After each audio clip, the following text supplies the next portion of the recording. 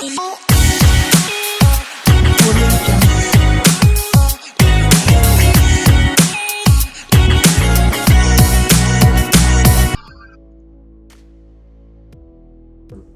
research, very much. So from Dad Bod to Super Bod, we're going over the overview of, I want to give you guys a visualization of, a visual concept of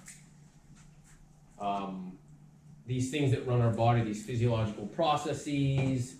They have control, and that control is the nerve system. So we're going to start with a little bit of a visualization on where are these things at in your body, just so you have a conceptual visualization, right? Boosting testosterone, the biggest question I usually get asked actually is, or complaint rather, is no, it's not live, I should try to edit it, but hey. Do testosterone levels naturally decline?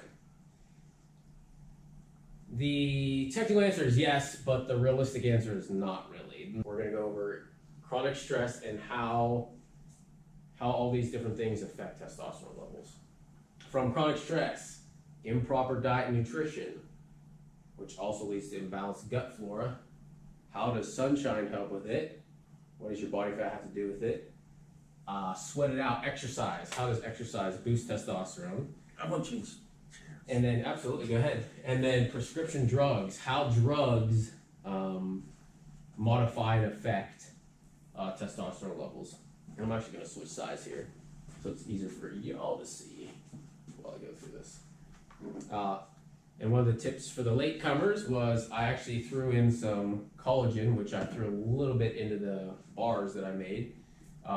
I just made a little bit of an espresso in the back office. So I threw some collagen in there. It acts like a little bit of a creamer, but it's a healthy boost, right?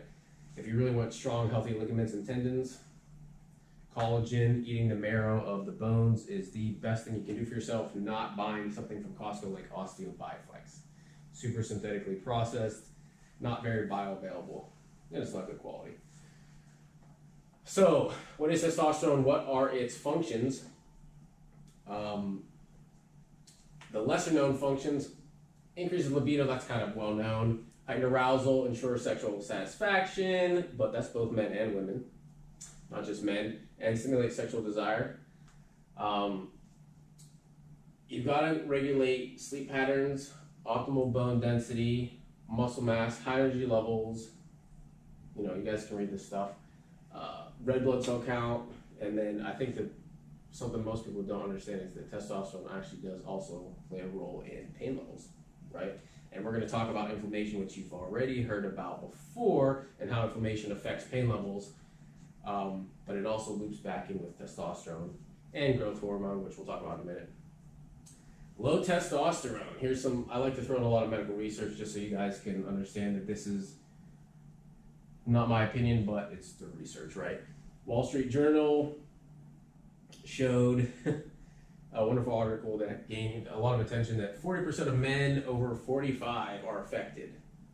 Kind of back to what I said before though, does it have to be as low as it really is? I don't think it does. And that's what today's all about. Teaching you how to healthfully, naturally boost testosterone. And some of the issues that are prevalent right now with people that are synthetically boosting them, right? Anytime you start messing with synthetic things, you have to realize there's a risk-benefit ratio. So we're going to start with the nerve system, and we're going to start with the testes. So I want you to visualize this conceptually. This is your spine, right? And everything we do here is related to the spine and the nerve system because we're chiropractors and we focus on the nerve system, right? And when you leave pressure on the nerve system, things function better. Well, here's a visual representation of exactly what's going on in your body. Here's the thoracic region, and then actually it's more lower lumbar. And you're talking about parasympathetic and sympathetic nerve system distribution to the testes, and you got to make sure that that's functioning well in order for you to have healthy testosterone levels.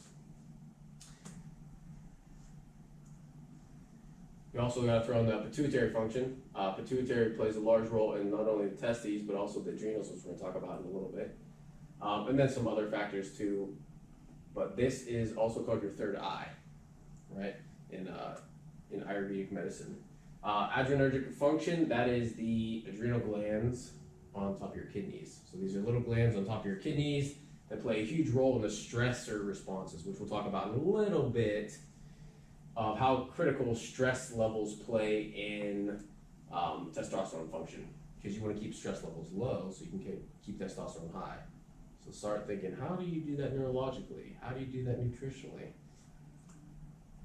And I'm going to start off with the problem of synthetic testosterone replacement therapy. There's a lot of literature out there. There are a lot of lawsuits if you want to look them up. But there are currently, actually there's more than this, but 1,300 testosterone lawsuits. Right now it's over $200 million. And this was back in 2015 by the time they did this. So synthetic hormones lower HDL, which is a healthy cholesterol, high density lipid lipoproteins, right? Increased stroke, so you definitely want to avoid that. Causes issues with heart, which we'll see in a second. In 2009, FDA first advised a warning that they were going to start researching this. And then later in 2009, a couple months later, they issued their strongest warning label suit to date, which is that there's secondary exposure in children from testosterone supplements. So you gotta think, how's that happen? The male passes that off to the offspring, right? So that's pretty strong correlation. 2014, by now that's 5 years, right? We got a lot of data to back that up. Stroke, heart attack, and death in just as few as a month to 3 months of use of testosterone. And then in 2015, black box warning label, which is essentially that the drug is going to cause the problem that it's trying to prevent, or suicide warning, right?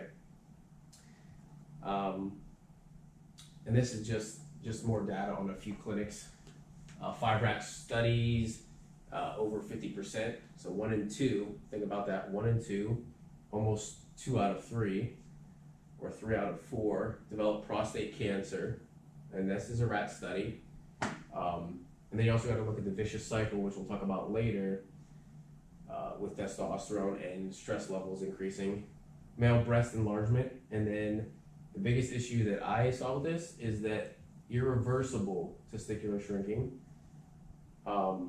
which you'll also see a lot in not male enhancement, but anabolic use in athletes, isn't necessarily irreversible, but these are, right? So here are some key things we can look at. Stress reduction, right?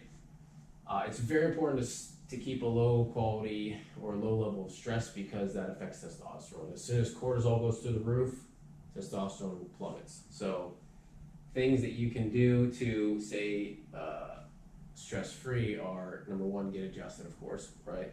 Things you eat, we'll talk about in a minute, affect stress levels. And learning to do things like meditation, or take a couple minutes out of your day, shut your phone off, meditate, think about, one of the most powerful habits you can do is be grateful. Write 3 things as soon as you wake up, write out 3 things you're grateful for. Or if you're finding a stressful point in your day, just sit down, write them out, man. That you have no idea the power that has. This is kind of the vicious cycle I was just talking about. Dual hormone hypothesis. Cortisol is elevated, testosterone responds by being elevated as well, but then it plummets. So the takeaway from this is that remember, this is autonomic part of your nervous system, so you can't really control it. You can control it by controlling your nerve function, getting adjusted through nutrition as well. But if that sympathetic nervous system is too active, that's going to destroy testosterone levels. And here you go again. Write down a list of people you need to forgive, things you need to forgive. Because when you let go of things that are going on in your life, whether you're turning to the Bible or church, or whether you're turning to friends or a counselor, it's that famous quote of drinking poison and expecting the other person to be, I forget how the quote goes. But the point is that you cannot, any resentment that you have is just going to affect you, not the other person, right? So just if you learn to let go of it, that helps a lot. Another really cool thing you can do to help with testosterone is cold showers.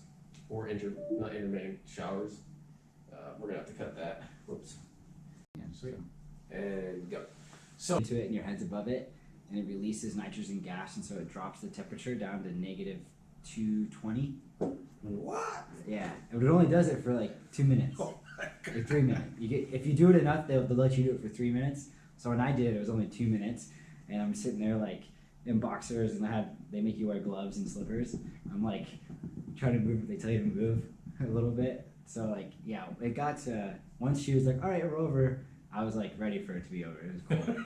But I'm kind of a baby when it comes to being cold. Dr. Paul and Dr. Morgan love it. But and then me and my wife, I had a problem for my wife, and she did it, and she was so mad. She hated it. dude, that's funny. Yeah. But there's a lot of research and literature behind it. So hey, if you Did want feel to try good it out, afterwards. yeah, well there you go. It's like one of those things you go through the suck, as I like to call it, and when you come out the other side, you have a lot of therapeutic benefit. Just like whether it's eating garlic, if you eat raw garlic, it's like intense pain, but the benefit you get from that is tremendous. Same with cayenne pepper. It's actually very good to heal the gut. You feel a little bit of pain the first couple times you start eating cayenne pepper, but it helps. It is very beneficial to help regrow that intestinal lining. But you got to go through the pain to get to the other side, right? Strengthens immunity, right? Increase the number of virus-fighting white blood cells. That's one of the reasons why cold showers is awesome. Boosting testosterone. Again, whole point of today, right?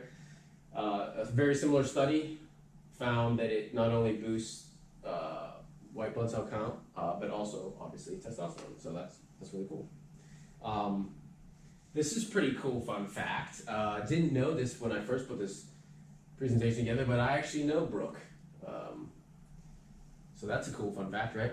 I just randomly grabbed these two pictures, right? Heavy weight training. Can I eat the jar? Yeah, absolutely. Heavy weight training. I'm pretty sure everyone knows that lifting heavy weights is very important, not only for building testosterone or boosting testosterone, but also bone density. In fact, the number one nutrient for bone growth is the stimulus, aka lifting weights or moving your bones, because if there's no stress on the bones, they're not going to grow. And you can eat all the green vegetables in the world, which have the best bioavailable calcium, but you're still never going to build bone because you didn't lift or your body doesn't need it.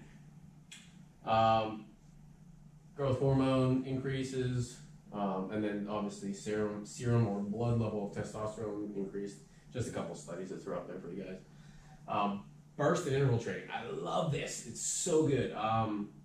Burst and interval training is the idea of you can make it so much fun. This is burst training is where you sprint then walk, sprint then walk, sprint then walk, and you can pyramid it.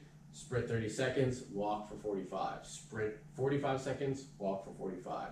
Sprint a minute, walk for 45. Maybe not really going to sprint for a whole minute, but run as fast as you can for a minute, right? 90 to 100% of your max effort. So it's really probably going to be more like 15 to 30 seconds, right? You burn 3 to 9 times more fat in just, and also not in just 36 hours, but for 36 hours, right? So, actually I just did a sprint workout less than 48 hours ago, and then I did another one this morning, and I'm not actually sure there's an aggregate effect to that, but it requires very little time investment, and you get a lot of bang for your buck, which I'm sure everybody wants more out for what they put in. And here's high intensity interval training. Just a quick example, like I was just talking about. Pyramid it, 30 seconds on, 30 seconds off, 25 on, 30 off, 20, 30, 15, 30, right? Does that make sense? And that's a workout, and that might take you 20 minutes, and that's really healthy for you. Another thing to help with boosting testosterone by lowering inflammation as well is to improve the gut health of your body. And I highly recommend not doing it with synthetic pharmaceutical pills, because one of my best friends back in Pittsburgh is a naturopath, and he owns his compounded pharmacy, and his son is a doctor of pharmacy. And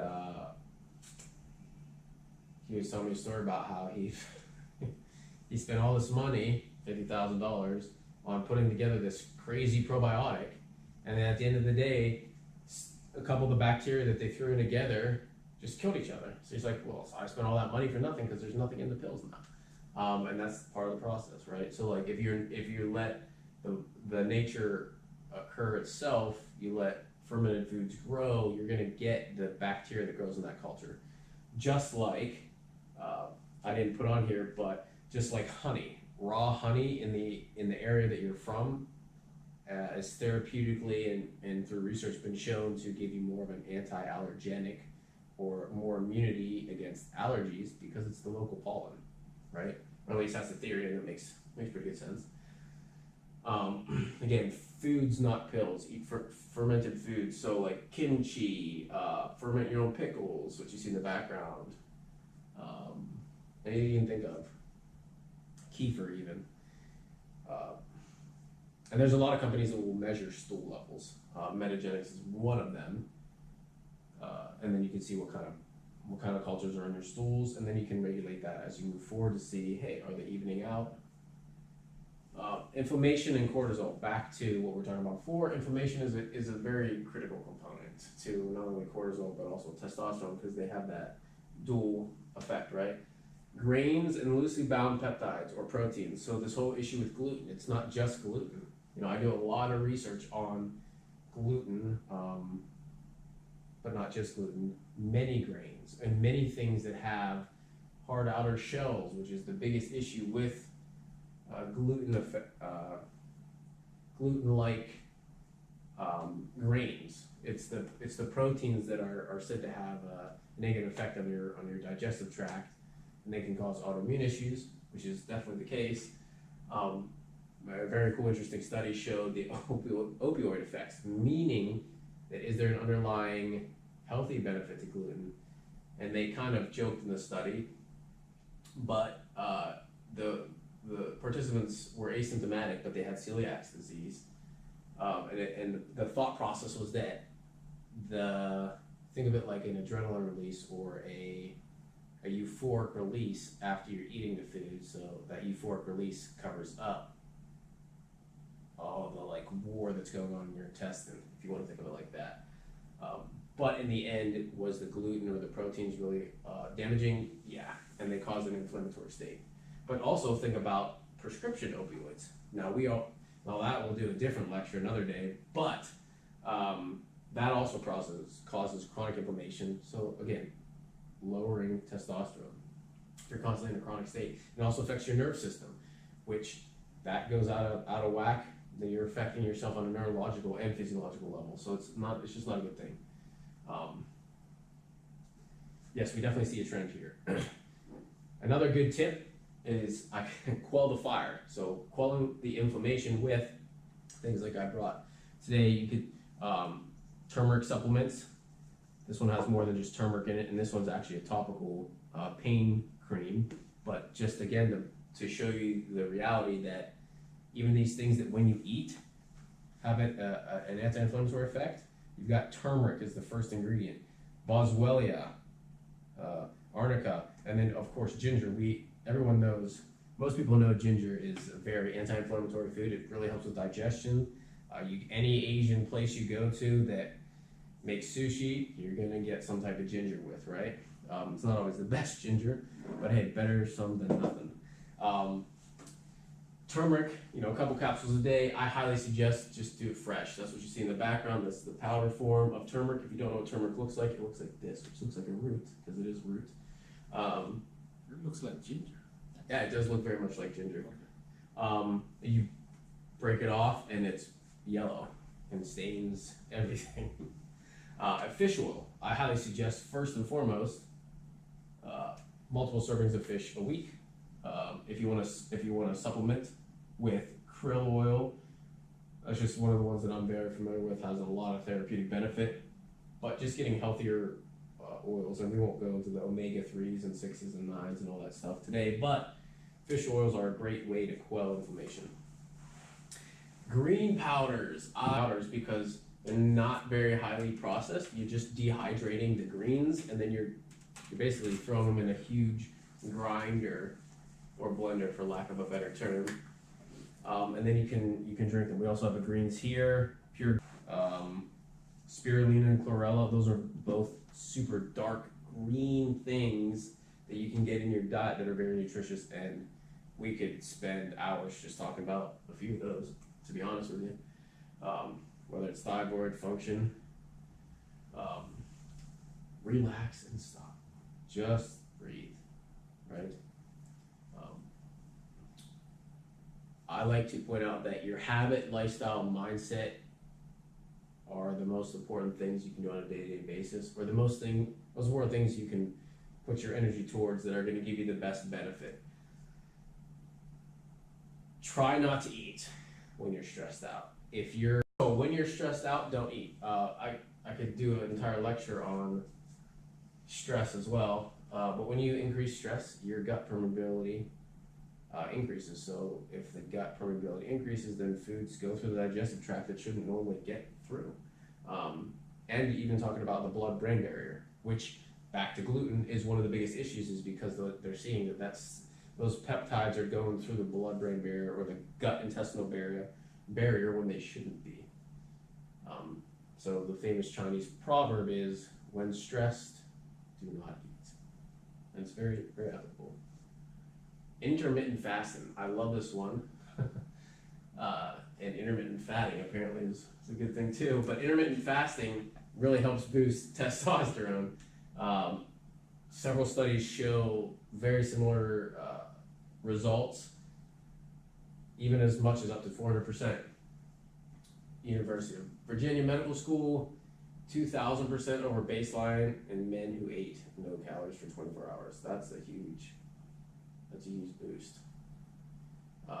And then the point I wanted to elaborate on here, again, because I'm beating a dead horse, growth hormone levels correlate to testosterone, to cortisol. So the less stressed you are, the better your testosterone levels are. And this is just a fun little throw-in. Clary sage, you can use it as an essential oil. It has a lot of therapeutic benefits, one of which helps with testosterone. And kind of more so the testosterone estrogen balance. Just a couple of research studies, Journal of Phytotherapy, reduce cortisol levels, right? Improves thyroid hormones. So clary sage oil, great for helping boost testosterone inadvertently by lowering estrogen, lowering cortisol levels, and even women can use it. And it helps with cramps. And then, of course, the recipe that I made for you guys today, I call them Cinnabombs. You know, obviously a play on words, Cinnabon, perhaps, but very, very healthy. We use very healthy fats, Kerrygold butter, very essential to get healthy fats in your diet.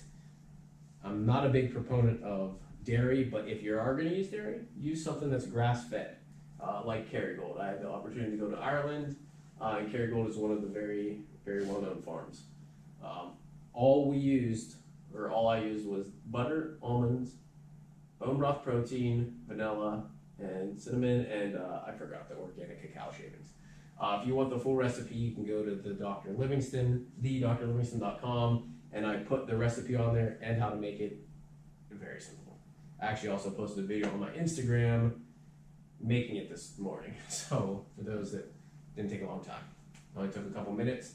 Just heat up the butter, add in the almonds, and adding crunchy almond butter gives it a nice little crunch. A lot of my colleagues and friends, whether it's chiropractors, whether it's medical doctors, whether it's even physical therapists, are big fans of keto or primal type diets.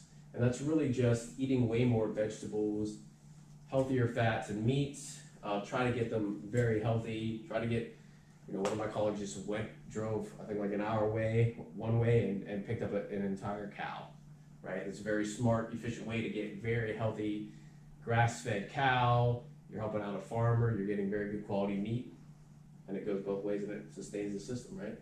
So far bigger outreach than just buying it from like Walmart, which I would never suggest. You can put me on record for that one. Not only can it help you lose weight, this recipe, but also helps with type 2 diabetes. And then of course I put the medical literature in there. Again, 4 ingredients, pretty awesome. And then I didn't make this one for you guys, but it's also a very good one, especially if you love carbohydrates. Using black beans to make brownie. This recipe is also on my website, thedrlivingston.com. Also very easy to make. You can get a paleo flour. All that really is a flour made of things like almonds, other nuts, seeds, things that don't have gluten really. And that's it. If you guys have any questions, I'm gonna stick around for a couple minutes and we can do a Q&A. All right. What's up, guys? The Dr. Livingston here at home. Wanted to say thanks for watching that video. I know it was knowledgeable, contained a lot of value and great content. I want you to punch that like button, click that share button, spread some wealth and knowledge into somebody else's life, right? Pay it forward. God bless. Thanks for watching. Stay tuned until next time. Until then, check me out on Instagram, Facebook, and that is it. If you want to check out the website, that'd be awesome. Check it out, see what I can help you do there, and I will see you next time.